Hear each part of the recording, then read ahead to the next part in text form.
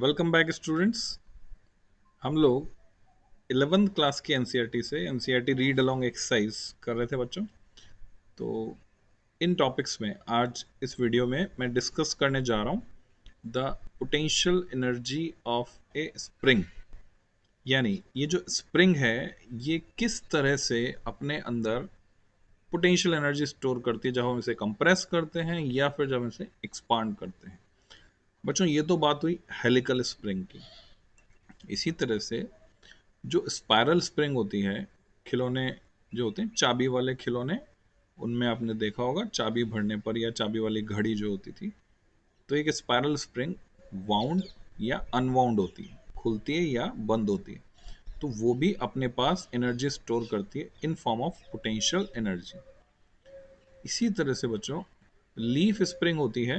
Leaf spring आपने देखा होगा ट्रकों के नीचे, ट्रक या बड़ी गाड़ियों के नीचे सस्पेंशन के लिए उसको कहते हैं लीफ स्प्रिंग, ऐसे पट्टा पट्टा भी बोलते हैं उसको। तो वो भी अपने पास एनर्जी स्टोर करती है पोटेंशियल एनर्जी की फॉर्म में। जब सस्पेंशन दबता है ऊपर से नीचे तो वो फैलती है और फिर वापस वो बैंड होती है, फैलती है फिर बैंड होती है, जस्ट लाइक दैट। तो ये यानी मैच हो गया। ये जो आप बटरफ्लाई देख रहे हो, तितली अपने पंख फैलाती है फिर बंद करती है, फैलाती है फिर बंद करती है, उससे मैच हो गया। ओके बच्चों, तो मैथमेटिकल एक्सप्रेशन की बात करते हैं। हमने लाइफ से इसको लिंक कर लिया कि कोई स्प्रिंग अपने पास पोटेंशियल एनर्जी कैसे स्टोर करेगी। अब हम बात करेंगे बच्चों इसके लिए हम ग्राफ कैसे खींच सकते हैं और उसका conversion in form of kinetic energy etcetera और वर्क डन से कैसे उसको हम लिंक करेंगे, क्योंकि जो वर्क सिस्टम पर किया जाता है वो पोटेंशियल एनर्जी की फॉर्म में स्टोर हो जाता है। और अगर सिस्टम वर्क करता है तो वो अपनी एनर्जी खर्च करके वर्क करता है। So this is article 6.9। The spring force is an example of a variable force which is conservative। पहली बात जो हमको समझनी है, आइडियल सिचुएशन में ये फोर्स कैसा है, कंजर्वेटिव है नेचर में। यानी F equal to minus D U by D R is applicable for it. Figure 6.7, ये जो फिगर आप देख रहे हैं यहाँ पर, shows a block attach to a spring. इसके अलग अलग पार्ट हैं। ये ब्लॉक आप देख रहे हैं स्प्रिंग से हमने जोड़ दिया and resting on a smooth horizontal surface. Practically हम जानते हैं कि रफनेस होगी और यहाँ पर फ्रिक्शन होगा, पर थियोरेटिकली हम ये मान सकते हैं सरफेस स्मूथ है, और अगर सरफेस स्मूथ है तो यहाँ कोई फ्रिक्शन नहीं है। The other end of the spring is attach to a rigid wall. ये इधर यहाँ पर जुड़ी हुई है रिजिड वॉल, यानी यहाँ से ये एंड हिल नहीं सकता। द स्प्रिंग इज लाइट, क्योंकि अगर स्प्रिंग लाइट नहीं मानेंगे तो हम उसके मास को नेग्लेक्ट नहीं कर पाएंगे। अब भी हमने स्प्रिंग के मास को निगलेक्ट कर दिया है। ये ठीक वैसे जैसे जब आप पुली ब्लॉक प्रॉब्लम्स करते थे तो वहां पर जो स्ट्रिंग होती थी, यहाँ तो क्या है स्प्रिंग है, वहां होती थी स्ट्रिंग रस्सी, तो उसको भी आप क्या मानते थे, लाइट मानते थे, उसके मास को नेग्लेक्ट कर देते थे। The other end of a spring is attached to a rigid wall. The spring is light and may be treated as massless. तो massless मान के चल रहे हैं। ये सब क्या assumption है। In an ideal spring, the spring force F subscript S, हमने spring force को दिखाया यहाँ पर capital F subscript S से, is proportional to X। जितना उसको हम डिफॉर्म करते हैं उतना ही फोर्स, रीस्टोरिंग फोर्स वो लगाती है वापस अपने ओरिजिनल शेप एंड साइज में आने के लिए। X है displacement of the block from the equilibrium position. The displacement could be either positive or negative. ये डिपेंड करेगा बच्चों हमने कौन सी डायरेक्शन को पॉजिटिव लिया है, अकॉर्डिंगली हम इसको पॉजिटिव या नेगेटिव ट्रीट कर सकते हैं। This force law for the spring is called Hooke's law. आप फैमिलियर होंगे, नहीं है फैमिलियर तो हो जाएंगे। साइंटिस्ट का नाम है हुक और उसने जो लॉ दिया हुक्स लॉ, हुक्स लॉ ये कहता है within elastic limit stress is proportional to strain. Stress एक फिजिकल क्वांटिटी है जो कि प्रेशर के बराबर उसकी डायमेंशन होती है, और स्ट्रेन जैसे कई बार हम बोलते हैं ना मसल में स्ट्रेन आ गया। फॉर एग्जांपल मेरे यहाँ पर मसल में, जैसे मैं कीबोर्ड पे टाइप करता हूँ तो बहुत स्पीडली टाइप करता हूँ, स्पीड काफ़ी अच्छी है मेरी कीबोर्ड पे टाइप करने की। तो अब उससे हुआ क्या, ये मसल में यहाँ से स्ट्रेच होती है मसल, उसको टेनिस एल्बो जैसे हो जाए, टेनिस एल्बो ये प्रॉब्लम हो जाती है। तो बच्चों स्ट्रेन आ गया, तो स्ट्रेस की वजह से स्ट्रेन आता है और दोनों प्रोपोर्शनल होते हैं। यही हुक ने लॉ दिया कि हुक्स लॉ क्या है, stress is directly proportional to strain. फिर वहां पर हम एक कांस्टेंट लगाते हैं, that is Young's modulus of elasticity. So Hooke's law and is mathematically stated as FS, यानी स्प्रिंग फोर्स, जो कि रीस्टोरिंग फोर्स है वापस लौटा के लाने के लिए, इसलिए माइनस साइन यहां पर आ रहा है, equal to minus K X. F S is proportional to X, तो प्रोपोर्शनल का साइन हटाएंगे बच्चों हम। तो प्रोपोर्शनल का साइन जब आप हटाएंगे तो वहां पर क्या आ जाएगा, एक कांस्टेंट, और वो कांस्टेंट है के। और माइनस साइन ये रिप्रेजेंट कर रहा है the force is restoring force, यानी डिस्प्लेसमेंट और इस फोर्स की डायरेक्शन अपोजिट है। Both the directions are opposite. जैसे अगर मैं लिखकर बताऊं आपको, एनसीईआरटी में वेक्टर फॉर्म में नहीं दिखाया, अगर मैं वेक्टर फॉर्म में इसको दिखाता हूं, तो force vector is equal to minus, this is capital K, small K से भी दिखा सकते हैं, टाइम्स एक्स, और ये एक्स वेक्टर। तो ये इंडिकेट करता है एफ और एक्स जो है अपोजिट डायरेक्शन में है। द कांस्टेंट के is called the spring constant. आपसे इसकी डायमेंशन पूछी जाती है, जो डायरेक्टली यहाँ से आप निकाल सकते हैं। के की डायमेंशन हो जाएगी एफ अपॉन एक्स, एफ की dimension M L T minus two upon L, तो M T minus two, and it is similar to that of surface tension. Surface tension में भी ये होता है फोर्स पर यूनिट लेंथ, और ये भी के भी क्या है, फोर्स पर यूनिट लेंथ। तो दोनों की डायमेंशन और यूनिट सेम होती है। The spring is said to be stiff. हम क्या बोलेंगे कि जो स्प्रिंग है वो कैसी है, स्टिफ, कड़क। देखिए बच्चों, लिंक करते हैं ऑप्टिक्स से। जब हमारे आईज में जो सिलेरी मसल्स हैं, सिलेरी मसल्स जो आई के लेंस के साइज को कंट्रोल करती है, उसके कर्वेचर को कंट्रोल करती है, लेंस के कर्वेचर को कम या ज़्यादा करती है, और उसकी वजह से उसकी फोकल लेंथ चेंज होती है आई लेंस की, जिसकी वजह से हमें मिलती है पावर ऑफ अकोमोडेशन, यानी हम 25 सेंटीमीटर दूर से लेकर इन्फिनिटी तक के ऑब्जेक्ट्स को देख पाते हैं फोकल लेंथ चेंज कर करके।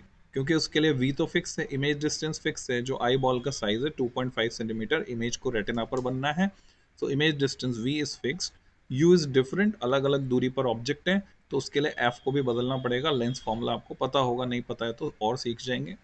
मान लीजिए होता है ऐसा कुछ, 1/f equal to 1/v minus 1/u।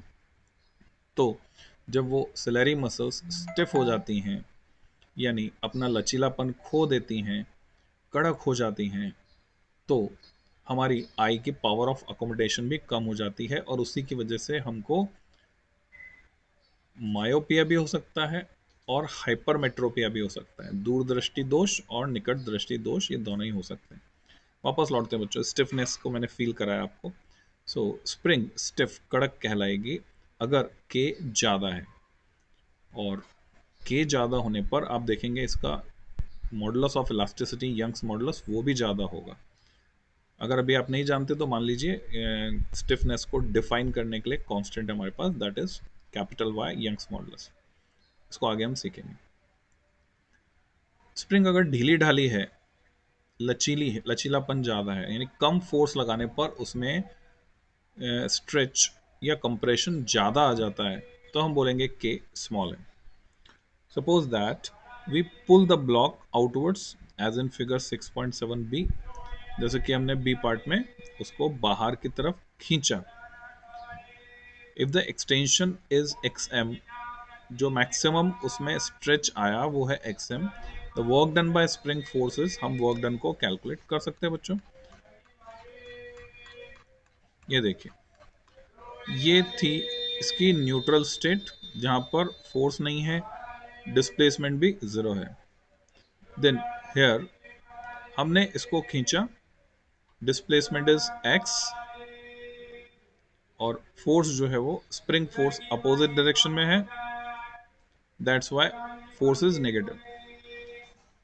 अब ये फोर्स क्या करेगा, इसको वापस लेके जाएगा न्यूट्रल स्टेट में। पहुंचने पर, पहुंचते पहुंचते, because of inertia of motion, ये वेलोसिटी गेन कर चुका होगा तो वहां रुकेगा नहीं, स्प्रिंग कंप्रेस हो जाएगी, आगे चला जाएगा। एंड फाइनली ये स्ट्रेट लाइन में टू एंड फ्रो मोशन करेगा अबाउट x इक्वल टू 0, जिसको हम SHM में भी पढ़ेंगे आगे, जिसको हम बोलेंगे सिंपल हार्मोनिक मोशन।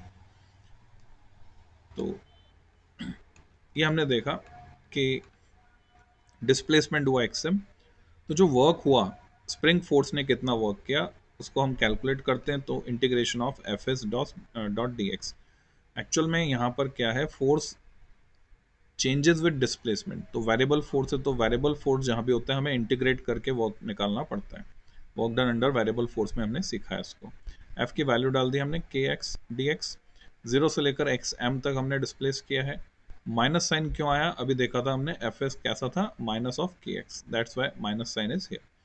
तो इंटीग्रेट करने पर रिजल्ट आ जाता है माइनस के एक्स एम का स्क्वायर अपॉन 2, यानी हाफ के एक्स स्क्वायर। और नेगेटिव साइन ये आ रहा है कि डिस्प्लेसमेंट और फोर्स अपोजिट डायरेक्शन में, उसकी वजह से। This expression may also be obtained by considering the area of the triangle as in figure 6.7 D. बच्चों अगर फोर्स एफ एस का वेरिएशन हम एक्स के साथ प्लॉट करते हैं तो उस कर्व का जो एरिया अंडर द कर्व है वो भी इसी मैग्नीट्यूड को रिप्रेजेंट करता है। तो आप ये देख सकते हैं फिगर।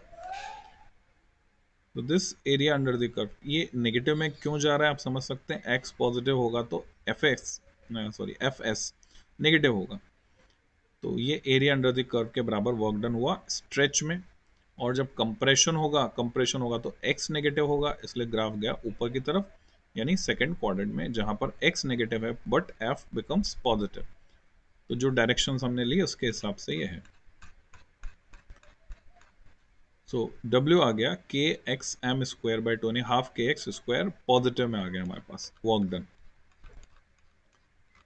तो एक बार ये वर्क डन हुआ नेगेटिव में, एक बार area under the curve positive में, तो नेट ऐड करेंगे तो कैंसिलेशन जीरो हो जाएगा। The same is true when the spring is compressed with a displacement xc less than zero. The spring force does work, less than zero मतलब negative side, spring force does work ws equal to minus kxa square by 2, while the external force f does work, इसलिए ये हो गया half kx square plus में। if the block is moved from an initial displacement xi, यानी उसकी जो position थी, initial position, उसको हमने रिप्रेजेंट किया xi से, to a final position xf, वहां तक हमने डिस्प्लेस किया। The work done by the spring force ws is, spring force fs जो वर्क कर रहा है उसको ws से दिखाया, तो वो इन दोनों के डिफरेंस के बराबर हुआ। कैसे, xi से xf, ये लिमिट्स लगा दी हमने, इनिशियल पोजीशन से फाइनल पोजीशन। तो इंटरमीडिएट वर्क डन हम निकाल सकते हैं किसी पोजीशन xi से xf। दस the work done by the spring force depends only on the end points. और इससे हम ये प्रूव कर सकते हैं कि spring force is conservative in nature, क्योंकि ये किस पर डिपेंड कर रहा है, सिर्फ एंड पॉइंट्स पर। Specifically if the block is pulled from xi and allowed to return to xi से खींचा और वापस xi तक उसको आने दिया, तो वर्क डन आप देख रहे हैं जीरो हो गया है। और इसी की पुष्टि, it is verified from the graph also, graph से भी इसी की पुष्टि होती है। The work done by the spring force in a cyclic process is zero. Again, this is feature for conservative force. तो जो भी फोर्स कंजर्वेटिव होता है नेचर में, उसके इन्फ्लुएंस में work done in a cyclic process becomes zero. We have explicitly demonstrated that the spring force first is position dependent only, first stated by Hooke's Fs equal to minus kx. Second, does work which only depends on the initial and final position, thus the spring force is conservative force. बच्चों अगर आपको prove करने के लिए कहा जाता है, subjective question point of view से बात कर रहा हूं, कि प्रूव कीजिए स्प्रिंग फोर्स कंजर्वेटिव फोर्स है, तो हम इस तरह से प्रूव कर सकते हैं ये बताकर। ऑब्जेक्टिव क्वेश्चन बनाकर कंपटीशन में दिया जाता है, स्प्रिंग फोर्स इज कंजर्वेटिव और नॉन कंजर्वेटिव हम तुरंत से चुन लेंगे कंजर्वेटिव, बिकॉज 4 ऑप्शन जब दिए जाते हैं तो 4 ऑप्शन में हमारे पास चुनने के लिए ये पॉइंट्स रहेंगे कि work done along a close path is 0, it is independent of path, it depends on final position, initial and final position only, etcetera. तो ऑल ऑफ द अबव वाला ऑप्शन भी वहां पर आपको मिल सकता है। We define the potential energy, जिसको हमने यहाँ पर कैपिटल वी से दिखाया, जो कि फंक्शन ऑफ एक्स है, आप यू से भी दिखा सकते हैं, दोनों ही नोटेशन प्रचलन में है, यूज करते हैं हम लोग। Of the spring to be zero when block and spring system is in the equilibrium position. जब x इक्वल टू जीरो पर है तो वी एक्स जीरो है। फॉर एन एक्सटेंशन और कंप्रेशन, जैसे ही x अमाउंट से उसको खींचा या दबाया, दबो analysis suggest that potential energy उसमें आ जाएगी हाफ के एक्स स्क्वायर के बराबर। यानी हमें एक्सप्रेशन मिल गया स्प्रिंग की पोटेंशियल एनर्जी का। You may easily verify that minus D V by D X equal to minus K X, the spring force, यानी ये रिलेशन जो है, ये फोर्स है माइनस के एक्स, और हम जानते हैं ये v जो है वो पोटेंशियल एनर्जी के लिए है, तो minus D V by D X equal to F. अब वो नेगेटिव इसलिए आ रहा है क्योंकि रीस्टोरिंग है, दोनों साइड माइनस आ रहा है। If the block of mass m is extended to xm and released from rest, then its total mechanical energy at any arbitrary point x, where x lies between minus xm and plus xm। तो बच्चों ये these are the extremes, कहाँ से कहाँ तक उसको expand कर रहे हैं स्प्रिंग को, will be given by half K X M square equal to half K X square plus half M V square. क्योंकि जो उसकी पोटेंशियल एनर्जी थी उसी की वजह से वो वेलोसिटी गेन करेगी, वेलोसिटी गेन करेगी तो काइनेटिक एनर्जी में बदल जाएगी। तो वो मैक्सिमम जो पोटेंशियल एनर्जी है वो फिक्स है, क्योंकि यहाँ पर फोर्स कंजर्वेटिव है तो मैकेनिकल एनर्जी कंजर्व रहेगी, मैकेनिकल एनर्जी कंजर्व रहेगी तो sum of kinetic and potential will be constant. Where we have invoked the conservation of mechanical energy. This suggests that the speed and kinetic energy will be maximum at the equilibrium position x equal to 0. Extreme पर potential energy maximum होगी, mean position पर kinetic energy maximum होगी। All these are concepts जिन पर घुमा फिराकर questions बनते रहते हैं competition में और सब्जेक्टिव लेवल पे, नहीं स्कूल लेवल पे। Half M V M square equal to half K X M square, ये मैक्सिमम काइनेटिक, ये maximum potential, where V M is the maximum speed. और वी एम की वैल्यू यहाँ से अगर हम निकालते हैं इस एक्सप्रेशन से तो हमें मिल जाती है under root of K by M times X M. तो मैक्सिमम वेलोसिटी हम कभी भी निकाल सकते हैं अगर हमारे पास स्प्रिंग कांस्टेंट है, मास है ब्लॉक का और मैक्सिमम एक्सटेंशन है, तो मैक्सिमम वेलोसिटी निकाली जाती है। Note that k by m has the dimension of capital T raised to power minus 2।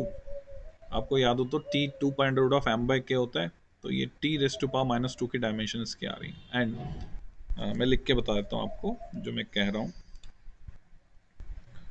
आगे आप सीखेंगे या आपने पहले कभी सीखा है अगर, तो t equal to 2 pi under root of m is mass and k is spring constant.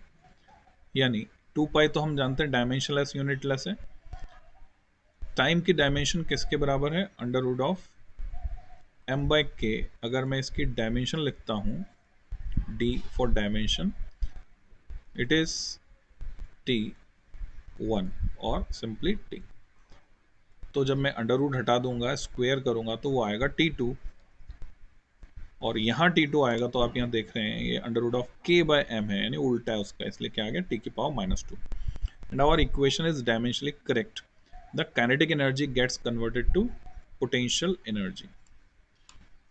इससे आगे की बात हम करते हैं। And vice versa, however the total mechanical energy remains constant. This is graphically depicted in figure 6.8। बच्चों में बहुत ही इंपॉर्टेंट ग्राफ है ये वाला, ये एग्जाम में पूछा जाता है, एग्जाम में कंपटीशन में भी आता है।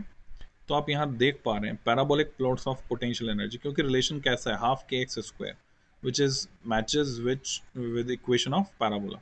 So potential energy V and kinetic energy K of a block attached to a spring obeying Hooke's law, the two Hooke's law जहां आ गया तो कंडीशन है विद इन इलास्टिक लिमिट। भाई आप इतना ज़्यादा खींच दें कि वो अपनी इलास्टिक प्रॉपर्टी ही छोड़ दे, तब तो ये वैलिड नहीं है। तो विद, जब तक वो हुक्स लॉ ओबे कर रहे हैं तब तक। The two plots are complementary, एक दूसरे को कंपेंसेट कर रहे हैं, इसलिए क्या बोला, कॉम्प्लीमेंट्री।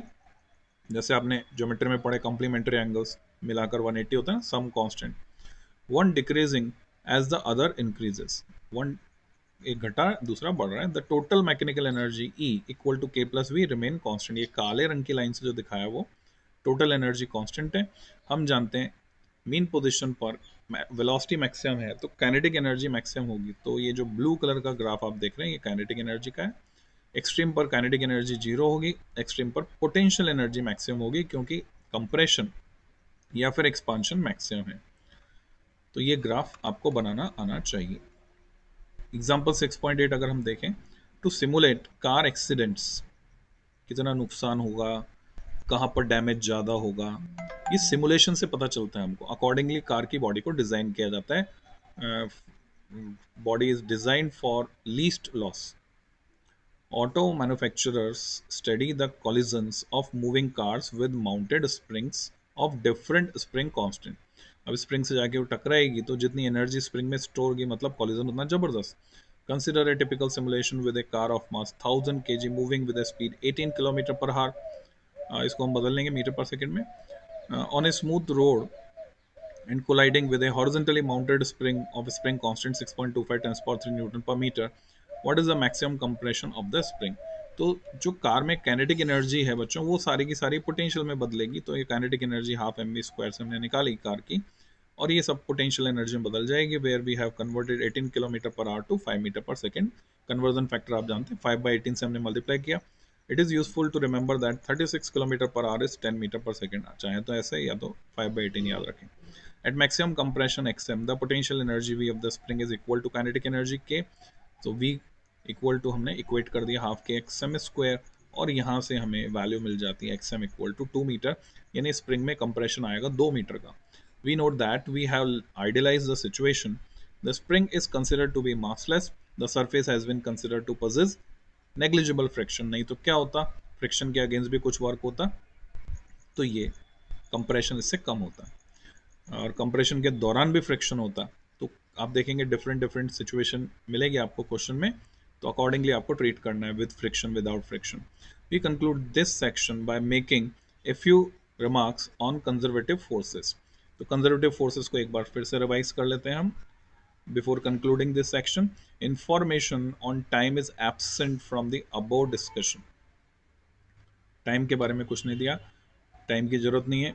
आप देख रहे हैं कहीं पे टाइम उसमें नहीं आ रहा। In the example considered above we can calculate the compression but not the time over which the compression occurs. A solution of Newton second law for this system is required for temporal information.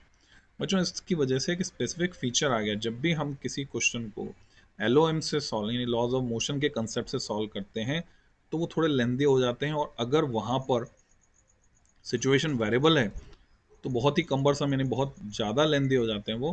पर अगर उसी को हम energy के concept से करते हैं, क्योंकि इंटरमीडिएट सिचुएशन से यहाँ फ़र्क नहीं पड़ रहा है, तो आप देखेंगे क्वेश्चन चुटके बजाते हो जाते हैं, यानी फटाक से हो जाते हैं, और कैलकुलेशन बहुत आसान हो जाती है। सेम क्वेश्चन को हम LOM से भी कर सकते हैं, लॉज ऑफ मोशन के कंसेप्ट से, और सिमिलर क्वेश्चन को हम एनर्जी के कंसेप्ट से भी कर सकते हैं। हमें हमेशा वो मेथड चुनना चाहिए जो हमें फास्ट रिजल्ट देता हो। Not all forces are conservative, सारे के सारे कंजर्वेटिव नहीं होते, जैसे कि फ्रिक्शन है। Friction for example is a non conservative force. The principle of conservation of energy will have to be modified in this case. This is illustrated in example 6.9। उसमें हम देखेंगे फ्रिक्शन कंसिडर करके। The zero of the potential energy is arbitrary. It is set according to convenience. Reference हम कुछ भी ले सकते हैं। For the spring force we took Vx equal to 0 at x equal to 0. That is the unstretched spring had zero potential energy. ऐसा हम मान के चलते हैं, पर हम चाहें तो स्प्रिंग को प्री स्ट्रेच कर सकते हैं, तो उसकी नेचुरल लेंथ जो अलग तरह से आएगी। For the constant gravitational force mg we took v equal to 0 on the earth surface. Earth surface पे मानते हैं। In a later chapter, we shall see that for the force due to universal law of gravitation, gravitation में हम पढ़ेंगे, the zero is best defined at an infinite distance from the gravitational source. तो होता क्या बच्चों, minus G M M by R, ये एक expression है पोटेंशियल एनर्जी के लिए, एक है एम जी एच। तो एम जी एच तो अर्थ सरफेस को रेफरेंस मानकर है, और minus G M M upon R ये इन्फिनिटी को रेफरेंस मानकर, तो रेफरेंस पर डिपेंड करेगी potential energy. However, once the zero of potential energy is fixed in a given discussion, it must be consistently adhered to throughout the discussion. You cannot change horses in midstream. तो आप कहावत का मतलब समझ गए होंगे, पूरे क्वेश्चन में आपको सेम फॉलो करना है। एग्जाम्पल 6.9 देखते हैं बच्चों, जिसमें हमने फ्रिक्शन को भी कंसिडर किया है। कंसिडर एग्जाम्पल 6.7, जो पिछला हमने किया, taking the coefficient of friction mu to be 0.5 and calculate the maximum compression of the spring. अब हम मान लेते हैं कि फ्रिक्शन फोर्स काम कर रहा है और म्यू जो है 0.5 है, तो ऐसे सिचुएशन में मैक्सिमम कंप्रेशन कितना आएगा।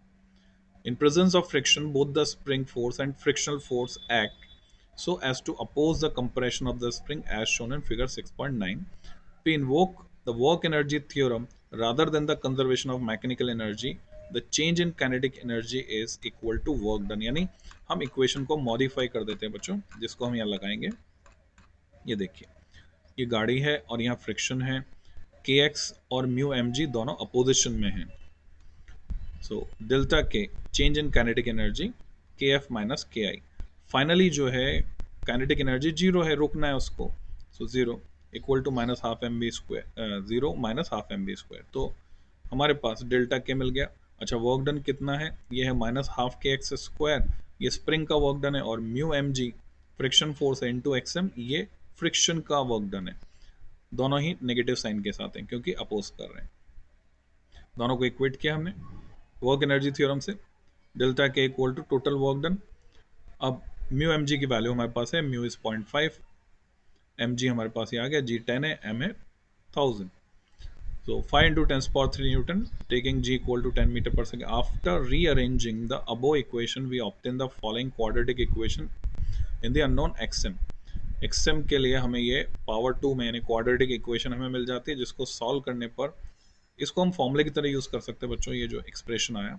और क्योंकि हमारे पास न्यूमेरिकल वैल्यूज अवेलेबल है, where we take the positive square root since xm is positive, putting in numerical values we obtain 1.35 metre आया। तो कंपेयर करो, याद होगा आपको अभी जो हमने क्वेश्चन दूसरा सॉल्व एग्जांपल किया था उसमें 2 मीटर आया था। जब फ्रिक्शन नहीं था तो 2 मीटर कंप्रेशन मिल रहा था, और फ्रिक्शन है तो कंप्रेशन घटकर रह गया 1.35 मीटर। आप चाहे तो परसेंटेज निकाल लें, 1.35 अपॉन 2 इंटू 100, विच कितना परसेंटेज कम हो गया वो आप निकाल सकते हैं। यानी क्वेश्चन में ऐसे पूछ सकते हैं, घुमा सकते हैं, आपको मैथमेटिक्स इन्वॉल्व कर देते हैं फिजिक्स के क्वेश्चन में, तो बजाय ऐसे आप पूछे कितना परसेंटेज कम हो गया, तो उसी के आगे की स्टेज ये है, या स्टेप है, which as expected is less than the result in example 6.8, जो कितना था, 2 मीटर था।